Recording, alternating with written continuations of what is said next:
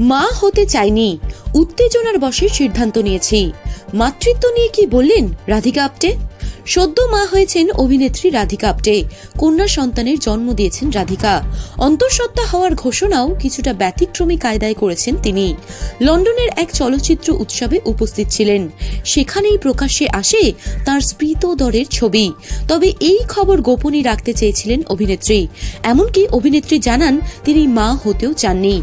নিজের মাতৃত্ব সফরকে বোকামি বলেই সম্বোধন করেছেন রাধিকা। 2011 সালে ব্রিটিশ সঙ্গীত শিল্পী এবং সুরকার বেনেডিক্ট টেলরের সঙ্গে লন্ডনে একত্রবাস শুরু করেন রাধিকা। পরের বছর জানা যায় আইনি বিয়ে সেরেছেন তারা। বিয়ের 12 বছর পর অন্তঃসত্ত্বা হন অভিনেত্রী।